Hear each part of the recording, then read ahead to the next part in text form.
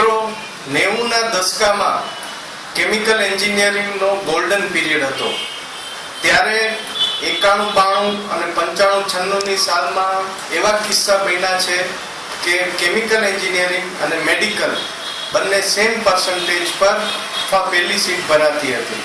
ઘણા કેસીસમાં મેડિકલમાં મળતું હોય તેમ છતાં વિદ્યાર્થીઓ કેમિકલ એન્જિનિયરિંગ ઓપ્ટ કરતા હતા. પરંતુ ત્યારબાદ 2000માં એન્વાયરમેન્ટલ રિલેટેડ અમુક કડક કાયદા આવ્યા. સુપ્રીમ કોર્ટે ઘણી ઇન્ડસ્ટ્રીઝને નોટિસો આપી. તેને લીધે કેમિકલ એન્જિનિયરિંગ અભ્યાસક્રમમાં ઓટ આવી અને ઓછા પર્સન્ટેજ, રિલેટિવલી ઓછા પર્સન્ટેજ વાળા વિદ્યાર્થીઓ કેમિકલ એન્જિનિયરિંગ બ્રાન્ચ પ્રિફર કરતા હતા. પરંતુ 2006 પછી આ સિનારીઓમાં ખૂબ જ સારું ઇમ્પ્રુવમેન્ટ આવ્યું છે અને ધીરે ધીરે ફરીથી કેમિકલ એન્જિનિયરિંગ નવી ઊંચાઈઓ પ્રાપ્ત કરી રહ્યું છે. તેનું મુખ્ય કારણ એ છે કે જે એન્વાયરમેન્ટલ ઇસ્યુઝ આવ્યા, એ એન્વાયરમેન્ટલ ઇસ્યુઝને ધ્યાનમાં રાખીને નવી નવી ટેકનોલોજીસ ડેવલપ થઈ, નવા સંશોધનો થયા, જેમાં ખાસ તો રિન્યુએબલ એનર્જી રિસોર્સિસ અને ક્લીનર પ્રોડક્શન.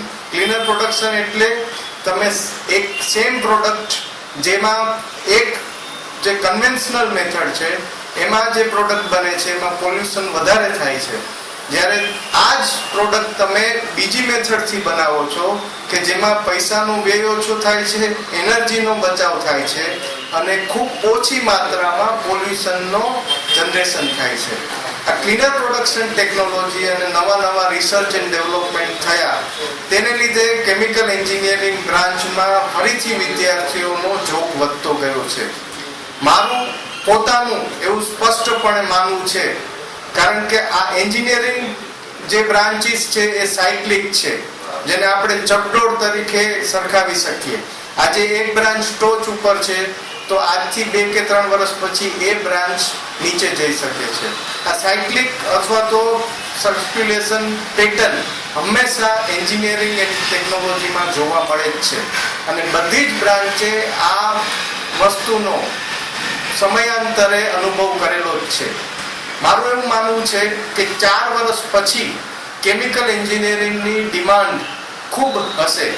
એનું એક જ કારણ છે કે જે મેં વાત કરી, નવા જુદા જુદા મેથડથી પ્રોડક્ટ ડેવલપમેન્ટ અને પેટ્રોકેમિકલ અને પેટ્રોલિયમમાં નવી મેથડથી સારી માત્રામાં પ્રોડક્ટ ડેવલપમેન્ટ અને આ પેટ્રોકેમિકલ્સનું પછી એક્સટેન્શન્સ પોલિમર ઇન્ડસ્ટ્રીઝમાં થાય છે.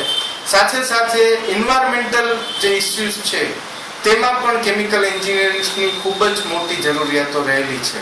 તો આ ધ્યાનમાં રાખીને 4 વર્ષ પછી અત્યારે પણ કેમિકલ એન્જિનિયરિંગની ડિમાન્ડ ખૂબ સારી છે. અમારી કોલેજમાં કે અન્ય સારી કોલેજોમાં 100% વિદ્યાર્થીઓને પ્લેસમેન્ટ મળી જ જાય છે. તો હવેના વર્ષોમાં પણ આ જ પ્રગતિ હું જોઈ શકું છું. હવે સવાલ એ થાય કે કયા વિદ્યાર્થીએ તેનો ઝોક કેવો છે અને કયા વિદ્યાર્થી કે વિદ્યાર્થીનીઓએ કેમિકલ એન્જિનિયરિંગ બ્રાન્ચ લેવી. સાધારણ રીતે આપણે એવું કહીએ છીએ કે જેને બાયોલોજી ગમતું હોય એ મેડિકલ અથવા તો પેરામેડિકલ બ્રાન્ચમાં જાય તો તે તેના માટે હિતાવહ છે, કારણ કે તેની ચોઇસની બ્રાન્ચ છે. કેમિકલ એન્જિનિયરિંગમાં હું તમને એટલું કહીશ કે જો તમારું મેથેમેટિક્સ સારું હોય અને તમને એક ઇમેજિનેશન ખૂબ સારું હોય, તમને વિઝ્યુઅલાઇઝેશન ખૂબ સારું હોય તો અચૂક તમારે કેમિકલ એન્જિનિયરિંગ ઓપ્ટ કરવું જ જોઈએ.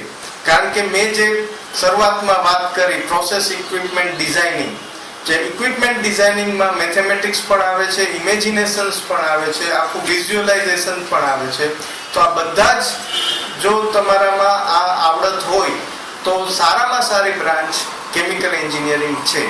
અને મેં ફરીથી કહું છું કે કેમિકલ એન્જિનિયરિંગની જરૂરિયાત એન્જિનિયરિંગ અને ટેકનોલોજીની કોઈ પણ બ્રાન્ચ તમે લ્યો તેમાં રહેલી જ છે.